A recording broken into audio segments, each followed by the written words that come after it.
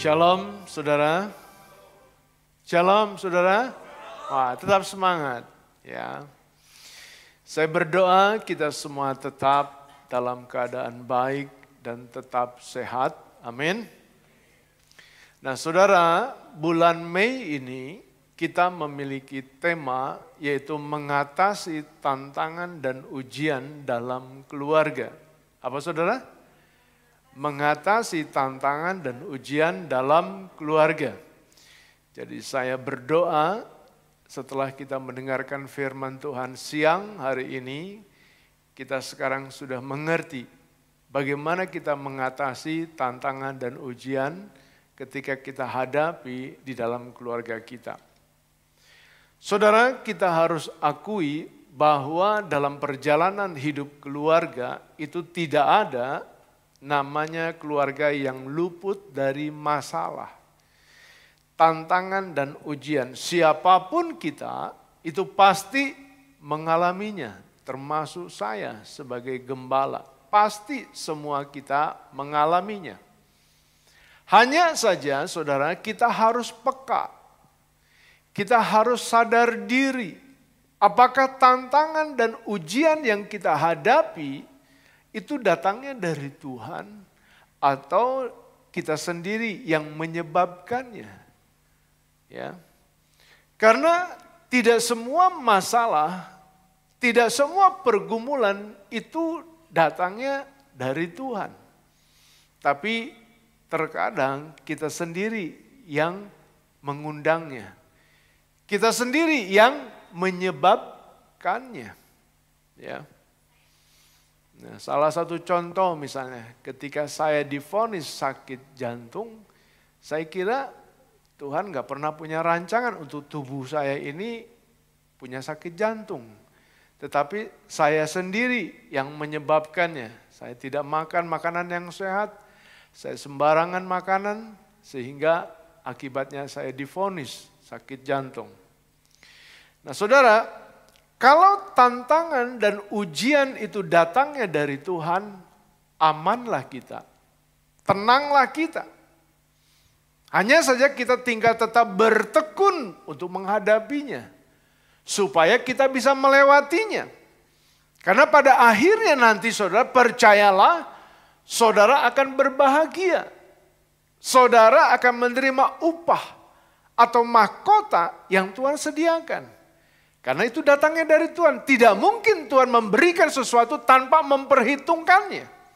Jadi kalau tantangan dan ujian itu datangnya dari Tuhan, amanlah saudara, tenanglah saudara. Tinggal kita tetap bertekun menghadapinya. Ya, karena apa?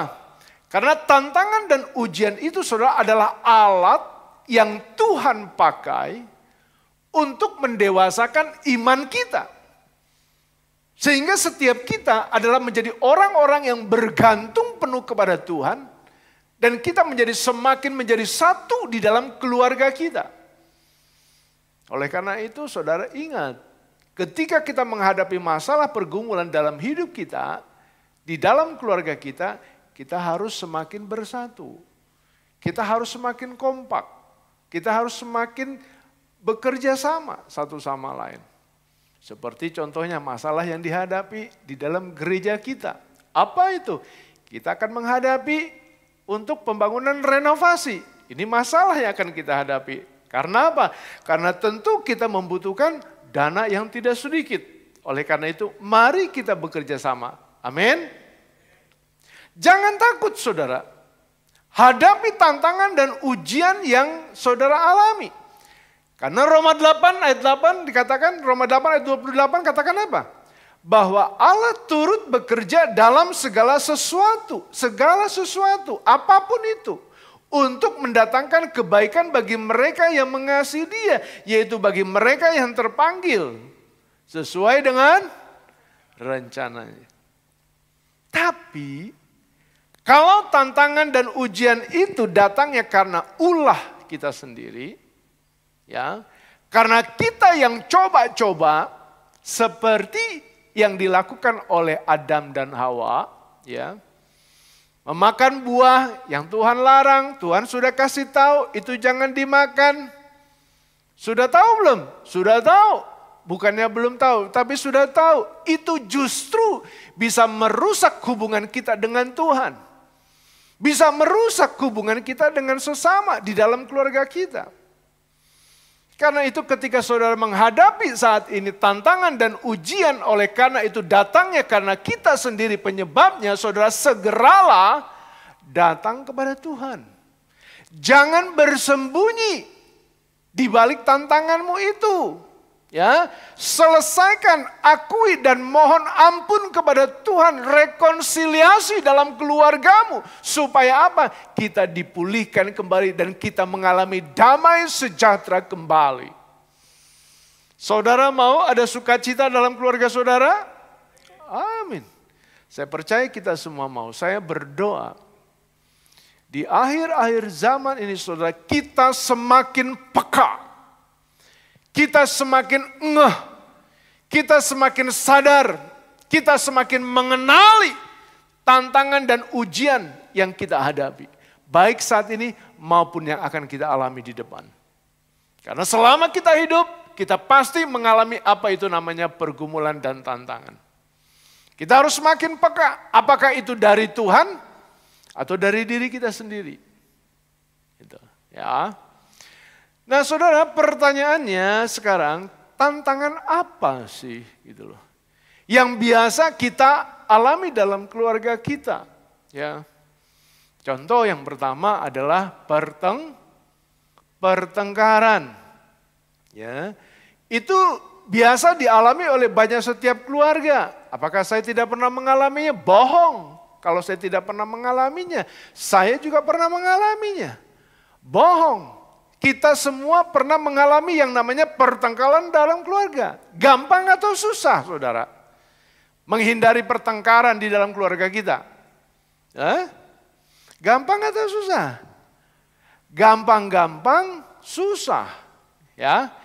Kalau masalah-masalah yang kecil, mungkin kita bisa hadapi dengan baik. Dengan waktu yang cepat. Gampanglah kita atasinya. Contoh misalnya gini. Istri kita bilang, matiin AC-nya ya saya kedinginan.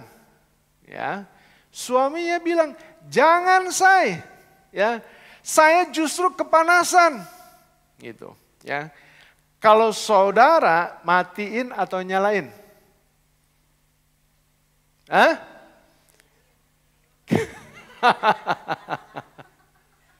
Saya percaya gini, suami yang mengasihi istrinya, AC-nya akan dimatikan.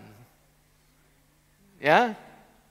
Dan istri yang tunduk kepada suaminya, AC-nya akan dinyalakan. Bingung kan? Ya jadi gimana dong? Mana yang benar? Yang benar adalah ya saudara jawab sendirilah. Ya.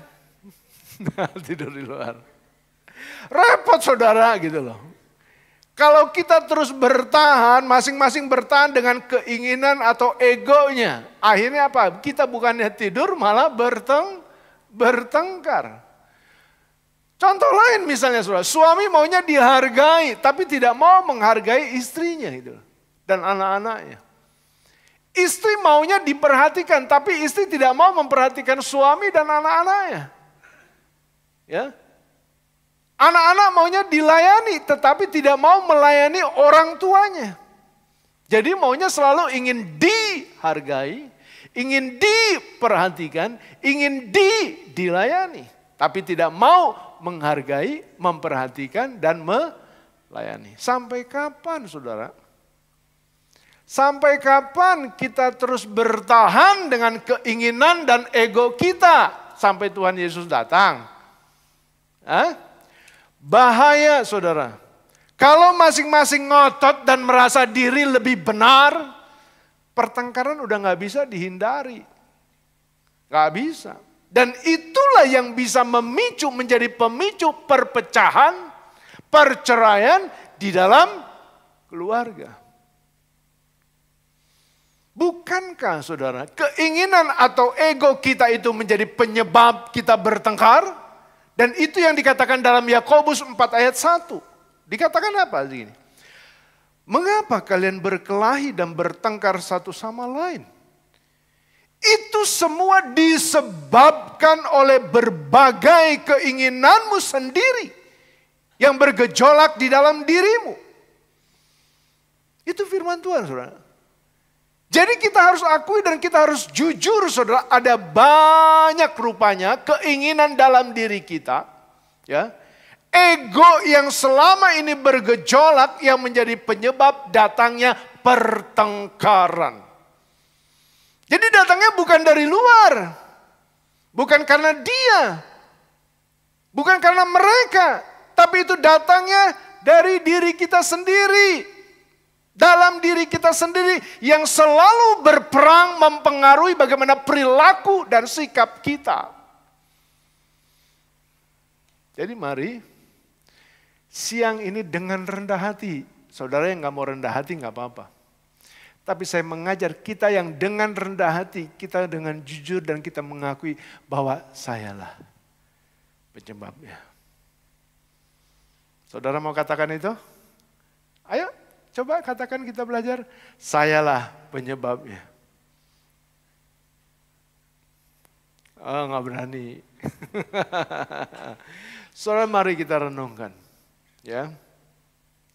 Sekarang pertanyaannya gini, bagaimana kita mengatasinya kan? Ketika keinginan dan ego itu bergejolak di dalam hati kita. Sedikit saya mau kasih terapi siang ini buat saudara. Ya, terapinya saat keinginan itu bergejolak, ego bergejolak, saudara bisa lakukan ini. Terapi apa? Tardoping. Terapi tardoping maksudnya apa? Ya, ketika ada keinginan yang bergejolak, ego yang bergejolak, ya, tarik nafas dulu. Ya, lalu doa di dalam hati saudara, sebut dan panggil nama Tuhan. Lalu pikir dulu sebelum saudara bicara dan sebelum saudara memutuskan sesuatu. Lalu ingat janji nikah saudara. Kita mesra, kita sukacita, kita bahagia bukan hanya di awal. Tetapi dalam perjalanan itu kita harus membangun bagaimana kebahagiaan dalam rumah tangga kita. Amin. Wah, kelamaan Pak Pendeta, pasangan saya bisa ngegas duluan. Anak-anak saya bisa kabur duluan. Ya kan? Gak bisa Pak Pendeta. Gimana kita harus doa dulu dalam kondisi seperti itu? Gak bisa Pak Pendeta. Coba saudara perhatikan. Apa yang dikatakan dalam Yakobus 4 ayat 2 di kalimat terakhir. Bilang apa di sana? Bilang begini saudara. Kamu mengingini sesuatu. Tetapi kamu tidak memperolehnya. Lalu kamu membunuh, kamu iri hati, tetapi kamu tidak mencapai tujuanmu. Lalu kamu bertengkar dan kamu berkelahi. Kamu tidak memperoleh apa-apa karena kamu tidak berdoa. Jadi nggak apa-apa saudara. Lakukan saja terapi ini. Karena dengan saudara tarik nafas dulu. Lalu saudara sempatkan untuk berdoa dulu. Menyebut nama Tuhan, memanggil nama Tuhan. Katakan kepada Tuhan, Tuhan tolong saya. Kuasai saya. Saudara berpikir dulu sebelum saudara bicara. Dan saudara memutuskan sesuatu. Dan ingat kepada janji nikahmu. Maka ketika saudara melakukan hal itu. Saudara telah belajar. Bagaimana saudara menguasai dan mengendalikan mulut saudara. Saudara telah belajar bagaimana mengendalikan hati saudara. Mengendalikan pikiran saudara. Mengendalikan diri saudara. Dan menguasai bagaimana ego yang bergejolak di dalam hatimu. Sehingga kita benar-benar ketika kita lulus dan lewati itu semua. Kita benar-benar menjadi orang yang dikuasai oleh Roh Allah. Menjadi orang-orang yang dipimpin oleh Roh Allah. Dan itulah yang dimaksud dengan hiduplah oleh Roh. Seperti yang firman Tuhan katakan dalam Galatia 5 ayat 16 sampai 17. Bilang apa? Maksudku ialah hiduplah oleh Roh. Maka kamu tidak akan menuruti keinginan daging. Sebab keinginan daging berlawanan dengan keinginan Roh. Dan keinginan roh berlawanan dengan keinginan daging. Karena keduanya bertentangan. Sehingga kamu setiap kali tidak melakukan apa yang kamu kehendaki. Saya percaya pada dasarnya hati saudara, pikiran saudara, keinginan saudara, hasrat saudara, ada sebuah keinginan yang besar untuk menjauhi dari pertengkaran. Sesungguhnya saudara ingin hidup berdamai dengan siapapun juga, terlebih lagi dengan keluarga kita. Amin. Jadi bagaimana kita bisa mengatasi pertengkaran kita dalam keluarga kita? Kita harus, saudara, kita harus, sekali lagi harus dikuasai oleh Roh Kudus. Kita harus dipimpin oleh Roh Kudus. Dan itu artinya kita hidup oleh Roh. Siapa yang sanggup mengendalikan diri kita? Selain kita menundukkan diri, selain kita merendahkan hati kepada Dia, Roh Kudus yang ada di dalam diri kita. Takkan. Saudara percaya Roh Kudus itu ada dalam hatimu? Halo? Saudara percaya Roh Kudus itu ada dalam dirimu? Kalau saudara percaya, saudara aktifkan, saudara maksimalkan bagaimana peran Roh Kudus itu dalam hati, dalam hidupmu. Sehingga Dia yang memimpinmu, Dia yang mengendalikanmu, Dia yang menguasaimu. Jadi ingat ya, terapi tardoping. Tarik nafas dulu, doa dulu sejenak, panggil sebut nama Yesus. Ya, pikir dulu sebelum bicara atau memutuskan segala sesuatu.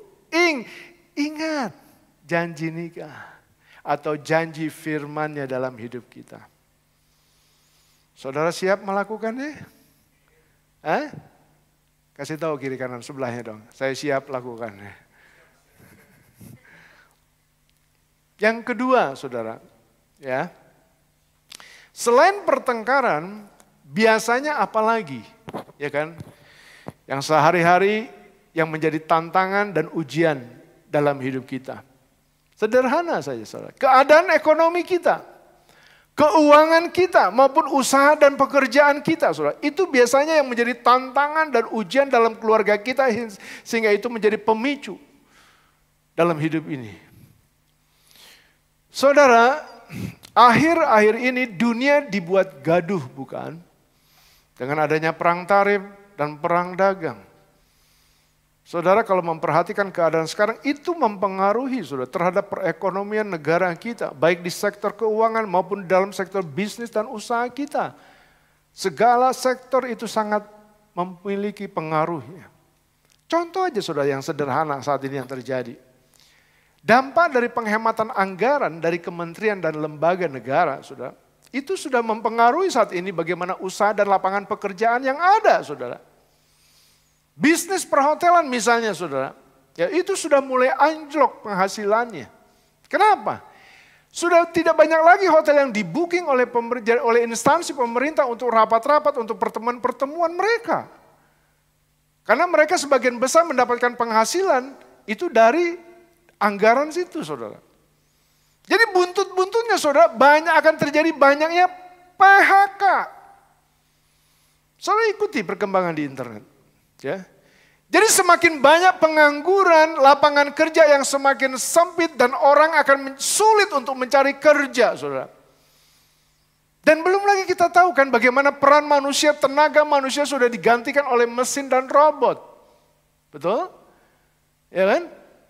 Jangan heran saudara, ketika satu kali nanti di masa waktu tertentu, saudara akan melihat di udara sana ada banyak drone yang sudah berlalu lintas hilir mudik nganterin obat, nganterin makanan. Dan itu sudah terjadi.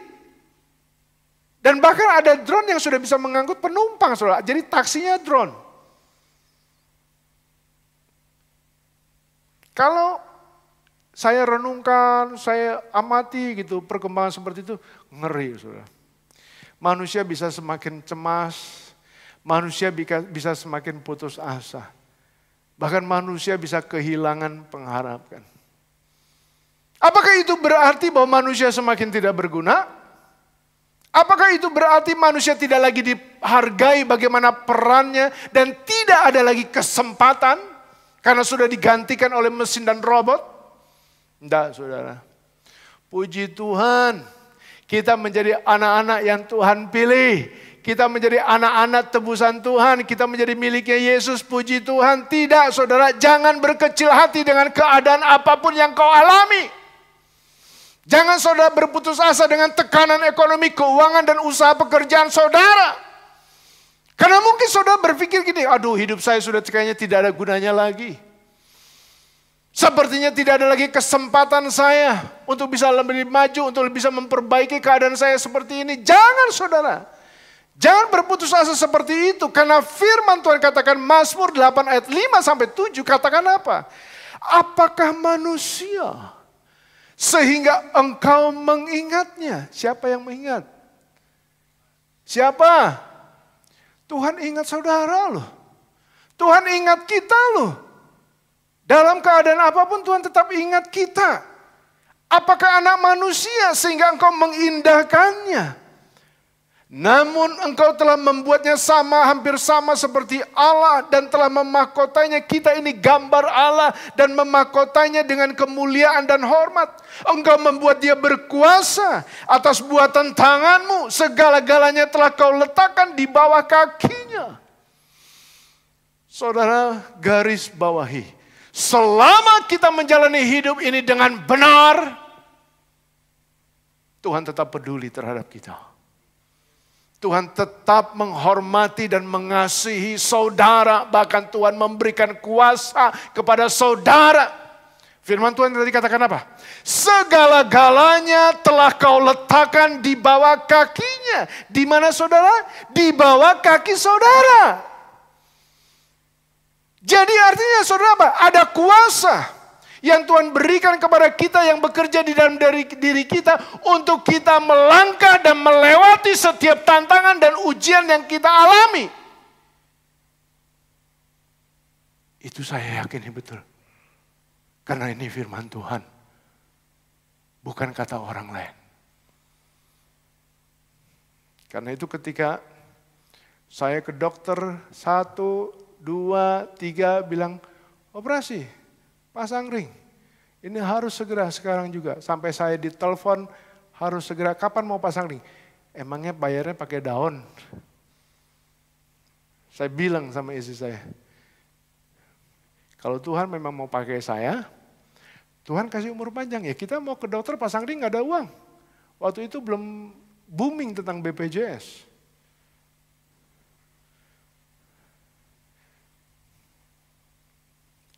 Kita harus tetap percaya. Ada kuasa di dalam diri saudara untuk bisa melewati, melangkah. Bagaimana saudara mengalami kemenangan dalam setiap pergumulan yang saudara alami.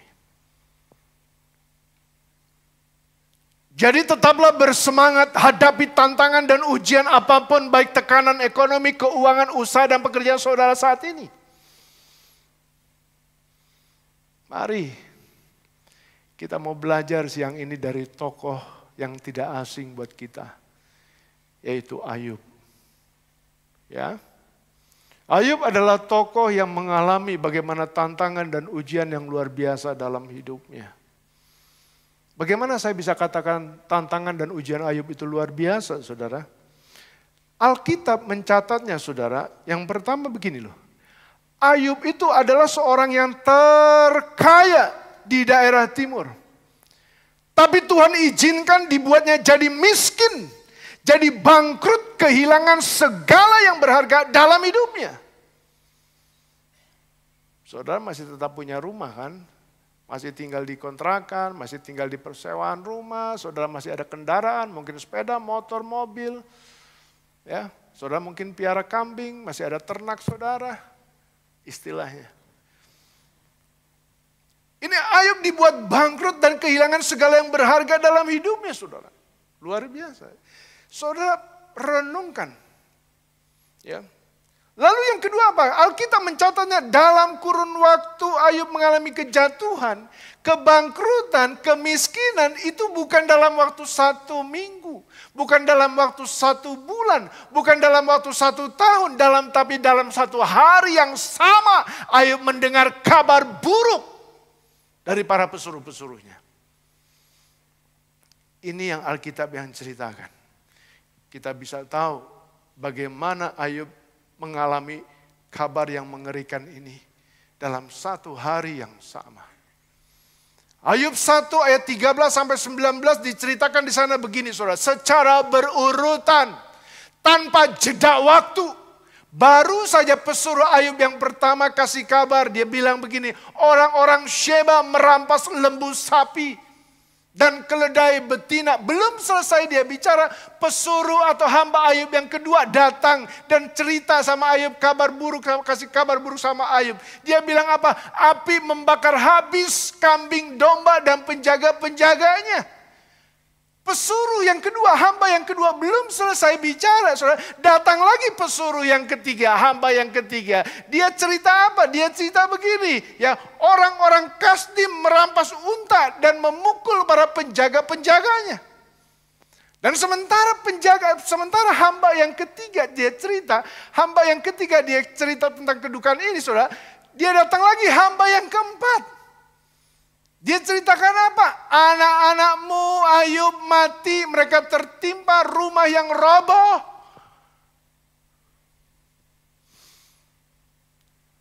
Mama saya kehilangan kehilangan kakak saya yang nomor 2, laki-laki, Saudara. Lebih ganteng dari saya. Lebih pintar dari saya. Saya akui. Kehilangan di usia yang 17 tahun STM ya, waktu itu STM ya. Nggak gila juga bagus. Tapi ini Ayub.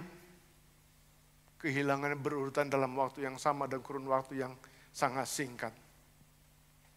Dalam hari yang sama, Ayub telah kehilangan segalanya. Bahkan kita tahu bukan, Ayub diserang penyakit kulit yang sangat parah. Dari ujung kepala sampai telapak kaki, Ayub menderita tubuhnya. Dan lebih pahitnya lagi, Saudara, Ayub ditinggalkan oleh istrinya. Yang seharusnya menjadi penolong, tapi malah memberontak dan menyuruh Ayub mengutuki Allahnya. Apalagi selain itu, yang disebut Ayub penderitaan luar biasa. Teman-temannya kurang ajar, Saudara. Sahabat-sahabatnya kurang ajar. Ayub disalahkan. Teman-temannya sok tahu. Teman-temannya mengira bahwa penderitaan yang Ayub alami ini oleh karena dosa dan perbuatannya. Bisa bayangin, Saudara, punya teman yang seperti itu. Punya sahabat yang seperti itu. Yang terlalu cepat menilai. Yang terlalu cepat menanggapi sesuatu tapi dia belum tahu kebenarannya. Sedih. Karena itu jangan terlalu cepat untuk menghakimi, untuk menilai seseorang. Itulah tantangan dan ujian yang luar biasa yang dialami oleh Ayub. Lebih dari sekedar soal keadaan keuangan. Lebih dari sekedar soal tentang usaha dan pekerjaan Ayub, ternak dan dombanya. Lebih dari sekedar tentang apa yang dia miliki. Tekanan yang Ayub alami ini adalah tekanan yang luar biasa. Yang patut kita renungkan. Pertanyaannya gini. Bagaimana Ayub bisa mengatasinya? Kok bisa dia? Saudara perhatikan apa kata Ayub dalam Ayub 1 ayat 21. Dia bilang begini, Saudara. Katanya, dengan telanjang aku keluar dari kandungan ibuku. Dengan telanjang juga aku akan kembali ke dalamnya. Tuhan yang memberi, Tuhan yang mengambil, terpujilah nama Tuhan. Dari ayat ini saya membaca Ayub sadar. Dan Ayub mengakui bahwa semua yang dia miliki itu adalah kepunyaannya Tuhan. Itu adalah miliknya Tuhan. Dia hanya dititipi oleh Tuhan. Dia hanya dipercaya oleh Tuhan. Karena itu jangan pernah merasa memiliki apa yang ada dalam hidupmu saat ini. Tetapi pandanglah, lihatlah itu bahwa semua itu adalah kepunyaannya Tuhan. Ayub sadar, Saudara, bahwa keadaan yang dia alami saat itu adalah keadaan yang atas seizin Tuhan. Jadi saat Ayub kehilangan segalanya, Ayub tidak menyalahkan Tuhan. Ayub tidak komplain sama Tuhan. Ayub tidak bersungut-sungut kepada Tuhan. Melainkan menerima kenyataan dan keadaan sekalipun itu pahit rasanya. Mungkin saat ini kita kehilangan pekerjaan kita. Dan itu pasti akan mengganggu bagaimana keuangan kita. Bagaimana kita mau kasih makan suami, istri, anak, keluarga kita. Mungkin kita tidak lagi bekerja dan itu mempengaruhi bagaimana pikiran kita. Tapi bukankah kita masih punya keluarga? Punya suami, punya istri, anak-anak. Dan kita punya Tuhan yang tetap setia. Amin. Mungkin saat ini kita telah kehilangan atau ditinggalkan pasangan kita. Ya. Dan anak-anak kita, tapi bukankah saat ini kita masih memiliki Tuhan yang tetap selalu hadir dan selalu ada buat kita? Amin. Tuhan tidak pernah tinggalkan saudara. Tantangan dan ujian apapun yang saudara hadapi saat ini, jangan salahkan Tuhan. Sekalipun itu pahit rasanya. Tapi kok Ayub bisa menerima keadaan pahit seperti itu? Kok bisa? Ya kan? Dan apa yang seharusnya juga buat kita bisa memahami keadaan yang mungkin saat ini pahit rasanya. Saya percaya saudara begini. Itu bukan karena Ayub ya atau kita mungkin sudah mengerti. Kenapa Tuhan izinkan, kenapa Tuhan berikan Ayub mengalami penderitaan seperti itu. Mungkin Ayub nggak mengerti, saudara. Bahkan bukan karena Ayub sudah tahu, saudara, kalau Tuhan akan menggantikannya 2 kali lipat di akhir cerita nanti. Karena Ayub sendiri tidak mengerti, saudara. Kadang-kadang kita juga tidak mengerti mengapa tantangan dan ujian ini kita hadapi. Tapi kok bisa Ayub menerima dan memahami kenyataan pahit seperti itu? Saya baru mengerti ketika saya merenungkan kebenaran firman Tuhan ini. Karena Ayub mengenal siapa Tuhannya. Karena Ayub mengenal siapa Allahnya. Itulah sebabnya Ayub berkata apa? Tuhan yang memberi, Tuhan yang mengambil, terpujilah nama Tuhan. Tidak mudah ketika kita kehilangan apa yang berharga dalam diri kita. Kita hilang dompet aja, kita dimaling sama dompet kita dicuri sama orang aja, kita kutuk-kutuk gitu. Ya kan? Kita, aduh, rasa kita sumpahin lo gimana, biar lo gimana. Gitu. Tapi ini luar biasa.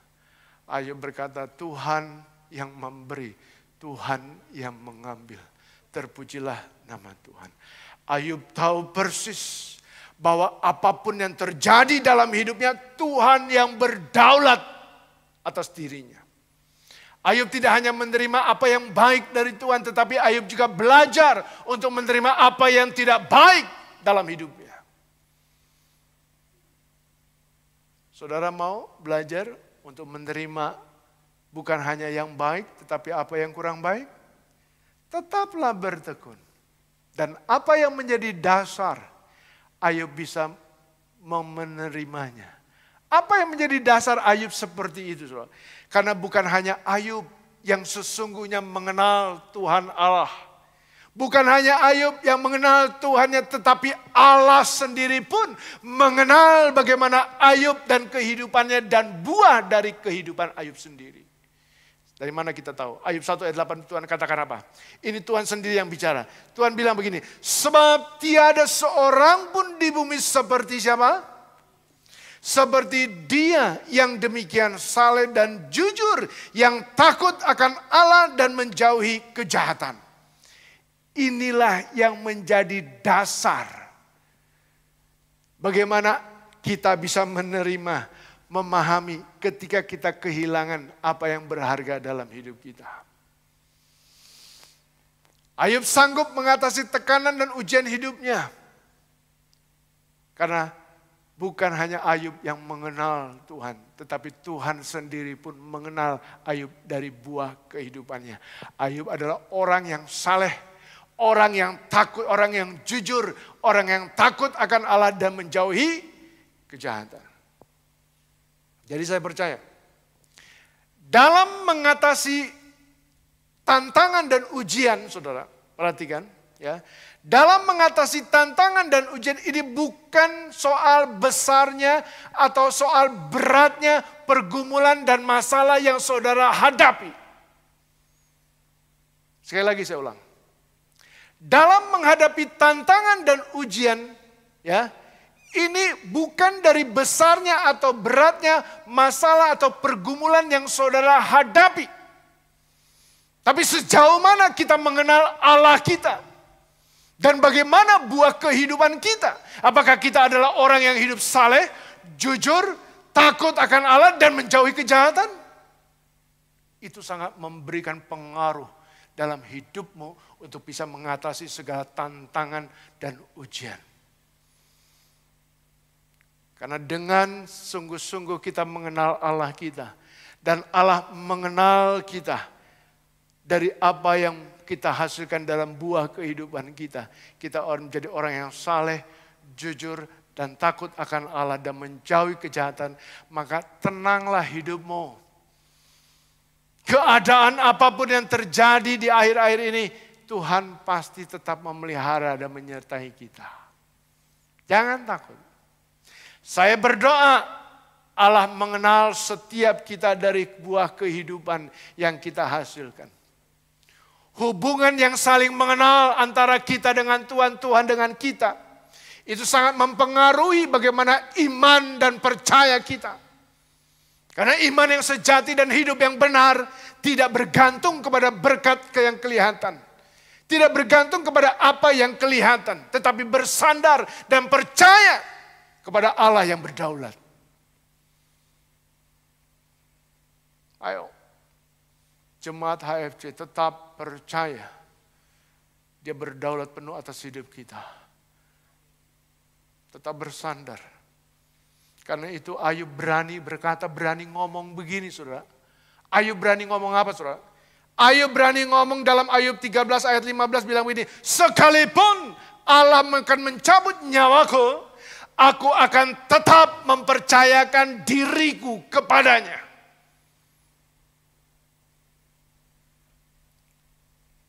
Sekalipun keadaan kita saat ini mungkin begitu menekan keadaan keluarga kita. Kita tetap mempercayakan hidup kita kepada Dia.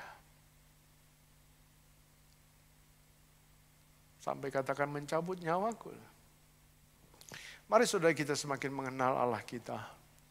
Semakin melekat dengan Dia. Tetaplah beriman kepada Tuhan. Hiduplah benar di hadapannya. Dengan hidup saleh dan jujur. Takut akan Allah dan menjauhi kejahatan. Sehingga tekanan apapun yang saudara alami, kita akan melewatinya bersama dengan Tuhan. Dan kita tahu, akhir dari cerita Ayub. Luar biasa. Akhir dari cerita Ayub, Ayub 42 ayat 10 ditulis di sana apa? Tuhan memulihkan keadaan Ayub dan memberikan kepada Ayub 2 kali lipat dari segala kepunyaannya dahulu. Tetaplah percaya dalam segala kondisi dan keadaan saudara saat ini karena kita tahu sekarang bahwa Allah turut bekerja dalam segala sesuatu untuk mendatangkan kebaikan buat kita semua. Amin. Mari kita akan mempersiapkan perjamuan kudus dan sebelumnya kita akan membaca pengakuan iman Gereja Bethel Indonesia. Saya mengundang saudara boleh berdiri semua bersama.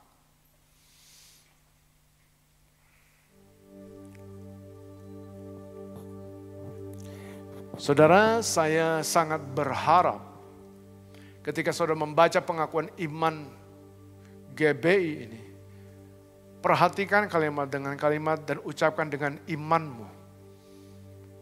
Sehingga itu terjadi dalam hidup kita. Menjadi rema dalam hidup kita. Dalam hitungan yang ketiga, kita akan bacakan bersama-sama dengan segenap hati kita. 1, 2, 3. Pengakuan iman GBI. Aku percaya bahwa Alkitab adalah firman Allah. Allah yang Esa itu Tritunggal adanya. Yesus yang lahir, mati, bangkit, naik ke sorga adalah juru selamat, pengantara kita dan raja segala raja. Manusia berdosa harus bertobat dan beriman agar diampuni, dibenarkan dan dilahirkan baru. Lalu dibaptis secara selam dan hidup suci. Bahasa roh adalah tanda awal baptisan Roh Kudus.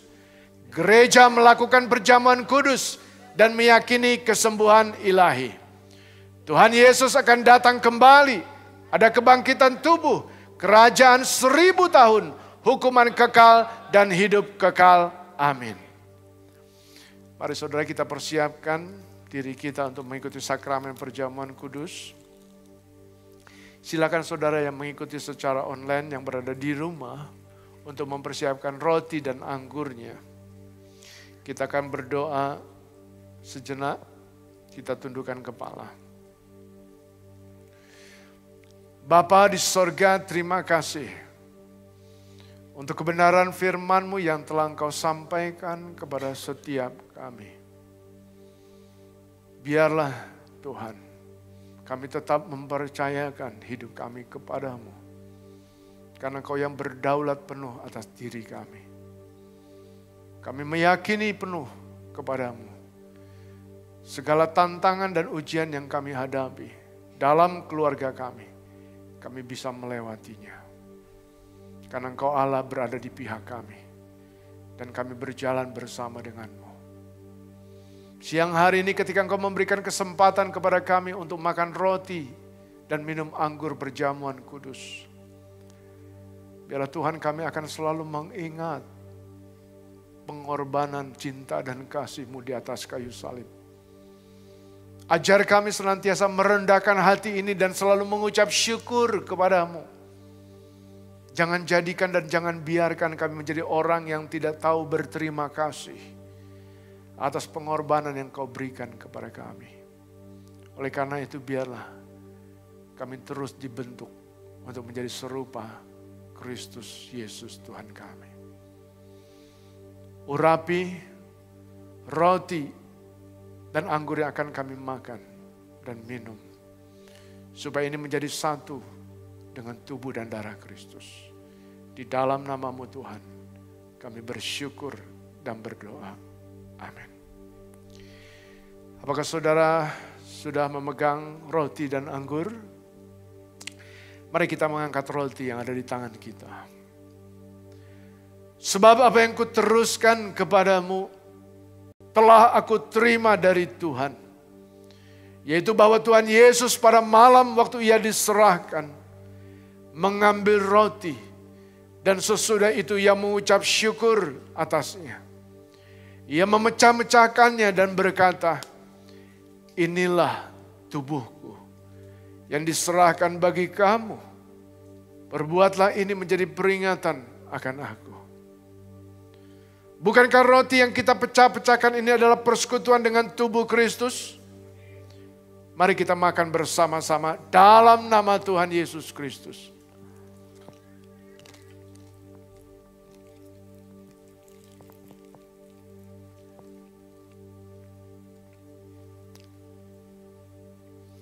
Mari kita mengangkat cawan yang ada di tangan kita. Demikian juga Ia mengambil cawan sesudah Ia makan. Lalu berkata, cawan ini adalah perjanjian baru yang dimeteraikan oleh darahku. Perbuatlah ini setiap kali kamu meminumnya menjadi peringatan akan aku. Sebab setiap kali kamu makan roti dan minum cawan ini, kamu memberitakan kematian Tuhan sampai Ia datang. Bukankah cawan pengucapan syukur yang atasnya kita ucapkan syukur adalah persekutuan dengan darah Kristus? Mari kita minum bersama-sama dalam nama Tuhan Yesus Kristus. Haleluya Yesus. Kami bersyukur padamu. Naikkan ucapan syukur di hadapan Allah yang kudus. Dia sungguh baik, dia sungguh baik, dia sungguh teramat baik.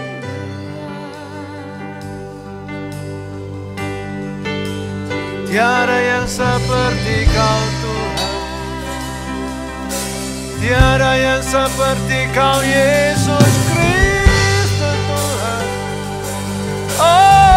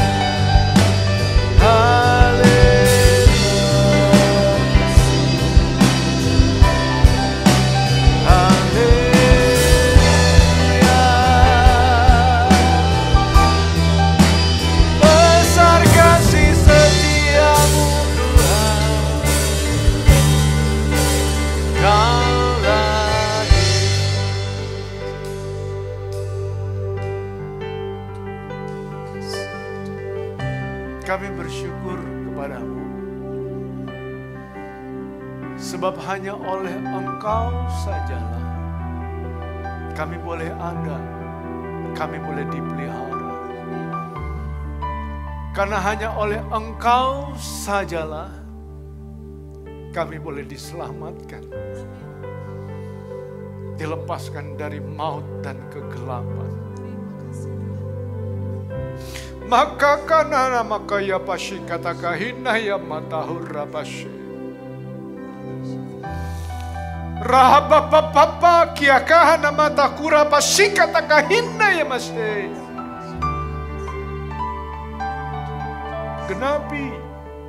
Genapi janjimu bagi gereja. Genapi janji dan firmanmu bagi jemaatmu. Kami mau ada di dalam dan Kau ada di dalam setiap kami. Karena di luar Engkau kami tidak bisa berbuat apa-apa. Karena di luar Engkau kami tidak mampu mengatasi setiap tantangan dan ujian kami. Kami perlu Engkau. Kami perlu Engkau Roh Kudus. Biarlah setiap hati kami selalu membuka bagimu. Terbuka lebar dan luas dan dalam. Supaya sungguh-sungguh Engkau berkuasa penuh atas kami. Inilah kami anak-anak-Mu. Tuntun kami. Peganglah tangan kami. Laki kiana kakahura pasti kata kahina ya mata kura mati. Sebab tangan kananmu yang perkasa itulah yang memampukan kami untuk melewati setiap tantangan ini. Terima kasih Bapa. di dalam nama-Mu. Yesus Kristus, Raja di atas segala raja. Kami bersyukur